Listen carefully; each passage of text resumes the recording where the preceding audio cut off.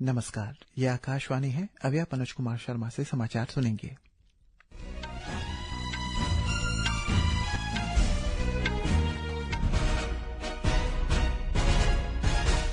पहले मुख्य समाचार।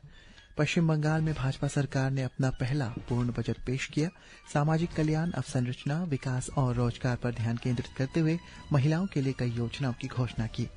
नई दिल्ली में आज से ब्रिक्स राष्ट्रीय सुरक्षा सलाहकारों की बैठक शुरू। उभरती सुरक्षा चुनौतियों पर चर्चा होगी। अरुणाचल प्रदेश के मुख्यमंत्री पेमा खांडू ने तवांग जिले के जांग में यूनिवर्सल कंपैशन कप 2026 के तीसरे संस्करण का उद्घाटन किया।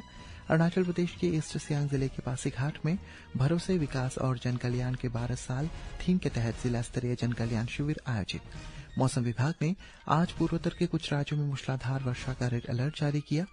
ईटानगर मौसम विभाग ने आज अरुणाचल प्रदेश के 3 जिलों के लिए ऑरेंज और अन्य सभी जिलों के लिए अगले 24 घंटों में अलग अलग स्थानों में गरज के साथ बिजली गिरने और बहुत तेज बारिश का येलो अलर्ट जारी किया है। महिला T20 विश्व कप में दक्षिण अफ्रीका ने भारत को 6 विकेट से पराजित किया और फीफा विश्व कप में आज ग्रुप जेड में अर्जेंटीना का मुकाबला ऑस्ट्रिया से होगा। मैच 10:30 बजे शुरू होगा। अब समाचार विस्तार से। पश्चिम बंगाल में भाजपा सरकार ने 2026-27 के लिए अपना पहला पूर्ण बजट पेश किया। रोजगार और जन कल्याण को बढ़ावा देते हुए राज्य के विभिन्न विभागों के लिए 1 लाख खाली पदों पर नियुक्ति की घोषणा की गई। वित्त मंत्री स्वप्न दासगुप्ता ने बजट पेश करते हुए बताया कि नौकरियों में 33% पद महिलाओं के लिए आरक्षित होंगे। इनमें शिक्षकों और शिक्षा विभाग के कर्मचारियों के लिए 50,000 पद और पुलिस विभाग में 20,000 नियुक्तियां शामिल है। अग्निवीरों के लिए आवश्यक अनुसार 10% आरक्षण शुरू किया जाएगा। Civic volunteers, home guard, green police कर्मियों और NVM कर्मचारियों का मासिक मानदेय 2,000 रुपये बढ़ाया गया है। एक रिपोर्ट। राज्य सरकार ने सरकारी, अर्ध सरकारी कर्मचारी, शिक्षक और शिक्षा कर्मियों के लिए 20% महंगाई भत्ते में वृद्धि की घोषणा की है। महंगाई भत्ता बढ़ के 38% हो जाएगा। यही सुविधा पेंशन भोगियों को भी मिलेगा। वित्त मंत्री ने बताया कि ये दर 1 अक्टूबर से लागू होगी। वित्त मंत्री ने बताया कि वर्तमान में राज्य पर कुल ऋण 8,15,891 करोड़ रुपए की है। इस कारण सामाजिक परियोजनाओं और वित्तीय अनुशासन की बीच संतुलन बनाए रखना सरकार की सबसे बड़ी परीक्षा है। बजट में अन्नपूर्णा योजना के लिए 36,000 करोड़ रुपए की प्रावधान किया गया है। पार्षद शिक्षक का वेतन 5,000 रुपए बढ़ाया गया है। आंगनबाड़ी कर्मी और आशा कर्मियों के लिए मासिक मानदेयों में 5,000 रुपए की वृद्धि की गई है। चंदीपन दासगुप्ता के साथ। अरुणाचल प्रदेश के मुख्यमंत्री पेमा खांडू ने तवांग जिले के जांग में यूनिवर्सल कंपैशन कप 2026 के तीसरे संस्करण का उद्घाटन किया। सोशल मीडिया पर एक पोस्ट में उन्होंने लिखा है कि यह सिर्फ एक फुटबॉल टूर्नामेंट नहीं बल्कि उन महत्वपूर्ण मूल्यों का जश्न है जिन्हें बढ़ावा देने के लिए परम पावन दलाई लामा ने अपना जीवन समर्पित किया। ये फुटबॉल टूर्नामेंट जांग शेमजांग ब्रदर्स यूथ एसोसिएशन द्वारा परम पावन 14वें दलाई लामा के 51वें जन्मोत्सव के उपलक्ष्य में आयोजित की जा रही है।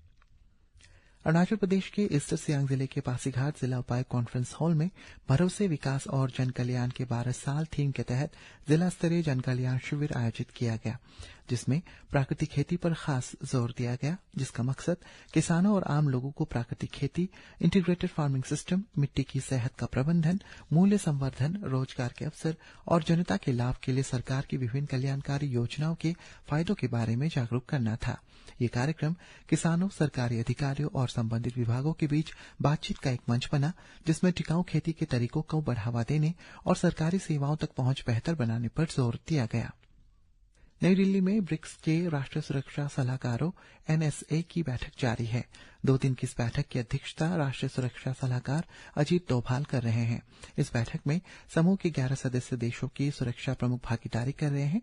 इन देशों में भारत, ब्राजील, चीन, मिस्र, इथियोपिया, इंडोनेशिया, ईरान, सऊदी अरब, रूस, दक्षिण अफ्रीका और संयुक्त अरब अमीरात शामिल है। बैठक का मुख्य विजन वर्तमान समय में गैर पारंपरिक सुरक्षा चुनौतियां हैं।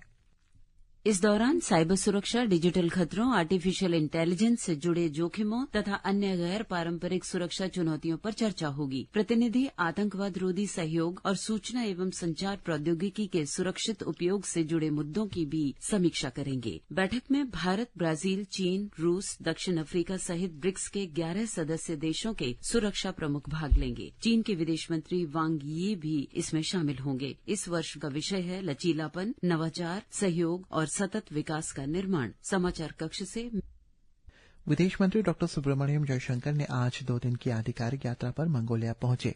डॉक्टर जयशंकर ने एक सोशल मीडिया पोस्ट में ये जानकारी साझा की है।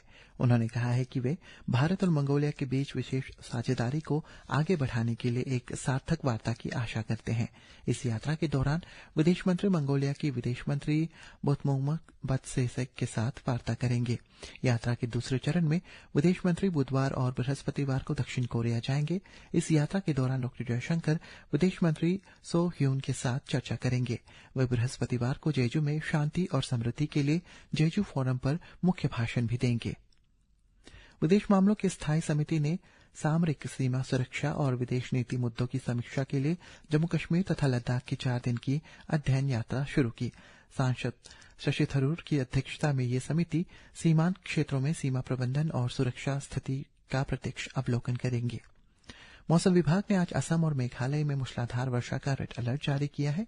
विभाग ने कल तक पश्चिम बंगाल के तराई वाले क्षेत्र, कर्नाटक, तेलंगाना, केरलम, गोवा, ओडिशा और पूर्वोत्तर के कुछ स्थानों पर तेज वर्षा की संभावना व्यक्त की है।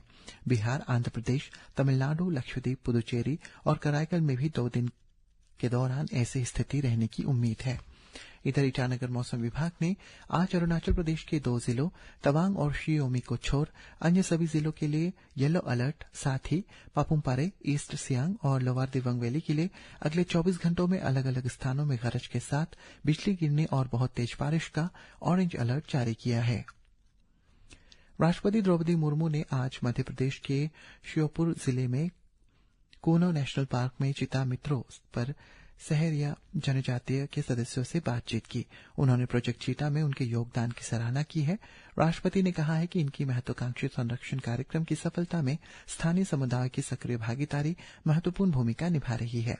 एक रिपोर्ट। राष्ट्रपति ने कूनो नेशनल पार्क में सफारी की और चीता पुनर्वास परियोजना की प्रगति की समीक्षा की। उन्होंने चीता कमांड एंड कंट्रोल सेंटर का दौरा किया। उन्होंने प्रोजेक्ट चीता पर लगी प्रदर्शनी देखी और जानवरों की निगरानी, ट्रैकिंग और संरक्षण के लिए किए जा रहे उपायों के बारे में जानकारी ली। अधिकारियों ने राष्ट्रपति को बताया कि भारत में अभी 52 चीते हैं, जिनमें 49 कूनो नेशनल पार्क में हैं, जबकि 3 को गांधी सागर वन्य जीव अभयारण्य में स्थानांतरित कर दिया गया है। प्रधानमंत्री मोदी ने वर्ष 2022 में प्रोजेक्ट चीता की शुरुआत की थी। उन्होंने नामीबिया से लाए गए 8 चीतों को कूनो नेशनल पार्क में छोड़ा था। इसके बाद दक्षिण अफ्रीका और बोत्सवाना से और चीते लाए गए। समाचार। महिला T20 विश्व कप क्रिकेट में दक्षिण अफ्रीका ने भारत को 6 विकेट से हराया। मैनचेस्टर में खेले गए ग्रुप ए मुकाबले में भारत के 159 रनों के लक्ष्य का पीछा करते हुए दक्षिण अफ्रीका ने 5 गेंद शेष रहते हुए 4 विकेट पर 161 रन बनाए थे। फीफा विश्व कप 2026 में आज ग्रुप जे में अर्जेंटीना का मुकाबला ऑस्ट्रिया से होगा।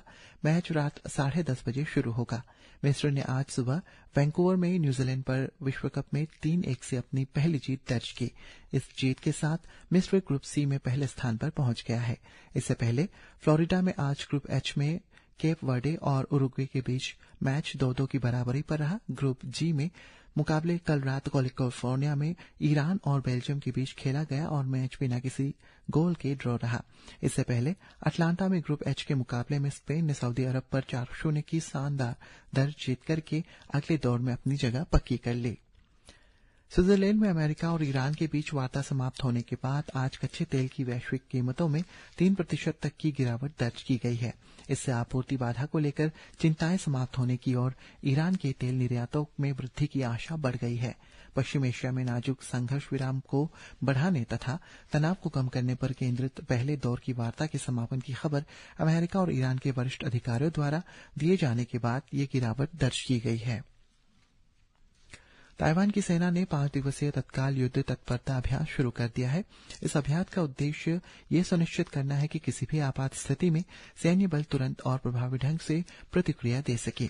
ताइवान के रक्षा मंत्रालय के अनुसार इस अभ्यास के जरिए सैन्य इकाइयों की शांति काल से युद्धकालीन संचालन में तेजी से बदलाव करने की क्षमता को मजबूत किया जाएगा। इसी के साथ ये समाचार बुलेटिन समाप्त हुआ। नमस्कार।